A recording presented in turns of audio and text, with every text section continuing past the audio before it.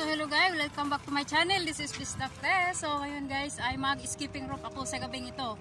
So dito naman ako sa may Soki Kono Park. So gabi na. Dito ako mag-skipping rope guys. Try my best para pumayat. So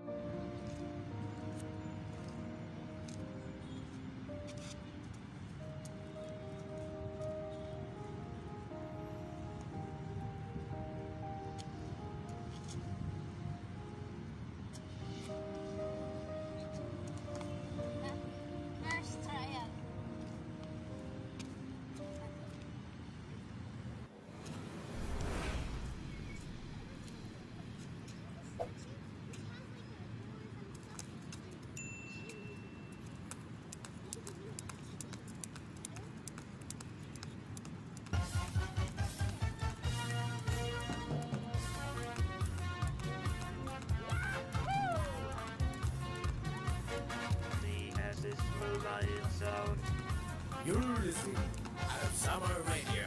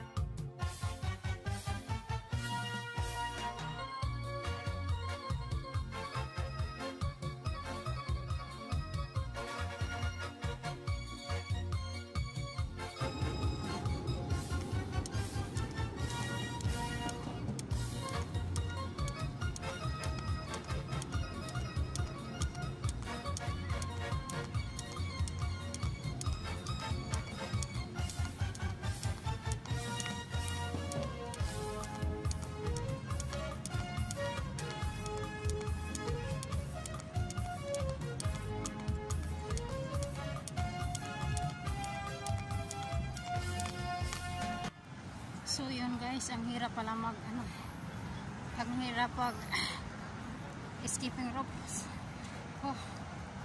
Nakapagod pero masaya din naman. So ngayon ay ikot-ikot lang tayo dito konti habang nag-aantay. Dami itong mga patan dito na nag-aantay kung anong panuorin nila. So ayan, ikot-ikot na lang tayo.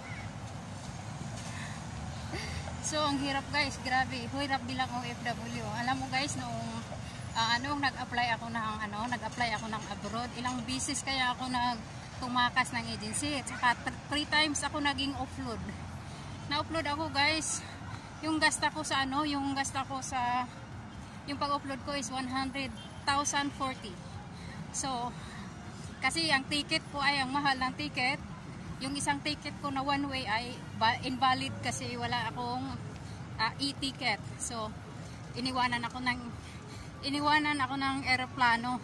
So nandiyan ako sa gitna ng airport pero yung airplane nasa kalagitnaan ng kalawakan ng yung sa hipapawid na. So ako ay nandun sa gitna ng airport. So umuwi ako sa amin, naghanap na naman ng ibang pera kaya maghantay na naman ng another flight. So naging offload din naman. Hindi ko alam kung anong gagawin, hindi ko alam kung anong requirements ko. So ayun, tinanong ko yung mga officer kung ano ba talaga ang requirements. So isulat nyo dyan para ma-accomplish ko lahat bago ako pumunta ng airport. Wala naman silang sinabi pero pinupunit lang nila ang yung mga dokumento ko.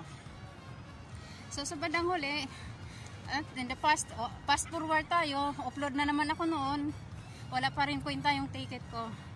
So ayun, tuloy pa rin ako sa kuha ng kung anong kinakailangan. So kung may tinatanong sila kung mayroon ba ako niya, may travel authorization to travel kasi ang nilagay ko kasi sa embarkation ay previous barangay secretary ako sa amin. So barangay official. Sa akala ng officer, ako ay tumatakas. Kasi baka na may utang ko sa barangay. So yun, naghanap sila sa akin ng authorization to travel. So hindi naman ako mapagbigyan ng DILG kasi hindi naman talaga ako present na barangay official. So nagmakaawa ako sa DILG officer na bigyan niya ako noon. So sa awa ng Diyos, binigyan din naman niya ako. Ay yung ate ko din naman sumama sa akin. Biglang bumuhos yung ulan. Tinakip sa ulo niya yung van paper ko. Yan ang nangyari sa van paper ko, ay namukhang luma tuloy gawa ng nabasa sa ulan. So hindi naman din tinatanggap. So ang ginawa ko ay parang nagmapa na yan.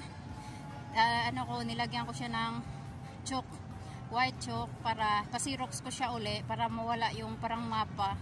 Ayun, wala. So ayun pala yun, pagdating ko doon sa airport, hindi na kailangan pala yun, wala na. At lahat ng mga requirements ko, lahat ay wala nang kwenta yun.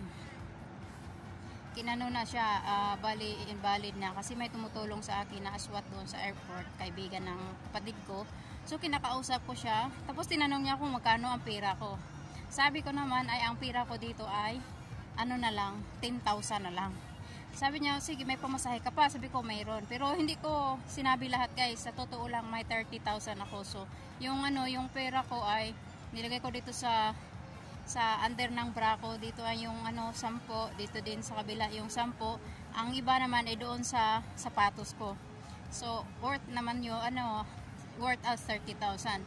So ayan na. So napunta na ako nandoon ako sa airport. Ayan, sabi naman ng doon, kinakausap sa yung nagtulong sa akin, kinakausap niya yung manager, tawag doon yung nasa booth ba, yung taga passport controller. So kinakausap niya, tapos lumabas siya. Yung paglabas niya, kausap kami doon sa my coffee shop. Tapos sabi niya, bakit ka na-upload? Sabi ko, hindi ko nga alam, sir, kung anong problema. Tapos kinuha niya yung papers ko yung pinipirmahan ko ng mga upload papers. So kinuha niya, tapos pinunit niya, tapos nilagay niya sa basurahan. Pinunit niya mga 8 times siguro niya pinunit yun. Tapos nilagay niya sa basurahan. Sabi niya, ay bigay mo lang yung pera dyan sa cashier ng si cashier yan, dyan sa my coffee shop. Tapos punta ka doon nandyan ako sa table number 5, dumiretso ka na lang doon. At saka, ayun, dumiretso lang talaga ako doon. Iniwan ko yung pera ko doon na, ibig sabihin yung parang tip sa kanila, binigay ko yung 10,000. Yun, pinagkungwari lang ako na wala akong pera, guys, kasi pag hindi ka marunong talaga, kung marunong din sila, marunong din tayo, yung parang din natin sa kanila para palabasin tayo, makakasakay tayo ng aeroplano. So ayun na, nandoon ako, pumasok na ako doon nag-check-in na.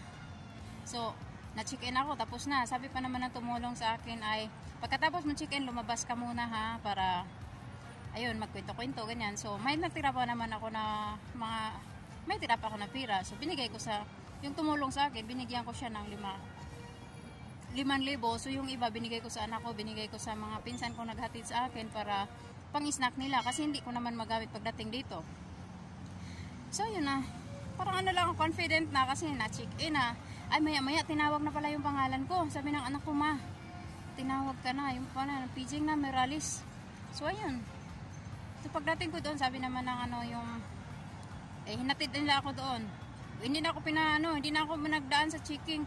Bit-bit na lang yung sapatos ko kasi diretso-diretso na. Last minute na. Nandoon na lahat. Magsira na yung daanan ng aeroplano. Magsira na lahat. Sabi naman yung passport control, ngayon, hindi ka na umiyak. So, tawa ka na lang ng tawa dyan. Pero kabado na ako, guys. Kasi pag sa akyat ko sa aeroplano, lahat ng mga pasahero parang siyempre, nagalit. Yung iba nagalit. Siyempre magalit talaga sila kasi hindi makaalis yung aeroplano, kulang ang pasahero. So pinijing na ako doon sa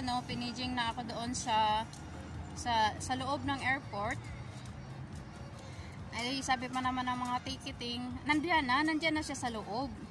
Pero hinahanap nila ako, lagi akong pinipijing, hindi ako makita. So ayun, hinatid ako doon sa yung nagtulong sa akin hanggang doon sa pinto ng aeroplano. Tapos sinundo ako ng mga crew. Tapos hinihila ako ng mga crew, alam nyo guys, totoo lang. Saka yung sapatos ko, bit-bit ko na lang yung sapatos ko. Wala na akong sapatos umakyat sa aeroplano. So sa bandang huli, nakarating din naman ako dito, pero hindi pa naman tantong malas yun. Yun, ilang beses ko nag-ano guys, ilang beses ako, 3 times ako naging offload. Tapos may mga karanasan sa buhay na hindi mo talaga maiwasan na yung mga pagsubok ba kung bago, paano ka makarating sa abroad na sobrang hirap. Grabe ang hirap guys. Sa totoo lang. Yung unang tumakas pa ako sa mga agency sa Maynila, grabe yung experience ko doon. So abangan nyo yung mga next upload ko. Ikwento ko yun kung paano ako tumakas doon sa agency na pinuntahan ko. So ayun guys, kaya mag-ingat-ingat tayo sa mga yung mga yan sa airport. Kung sino mang nakaranas na naging offload yan, mag-ano kayo dyan, ingat-ingat kayo. Kasi 3 times ako nag-upload. So ayun, sa 100,040 yung nagastos ko, nabalik din naman sa akin, sa awa ng Diyos, tiyaga lang. Pero sana hindi na maano yan sa iba, hindi na masubukan sa iba. So yan lang guys.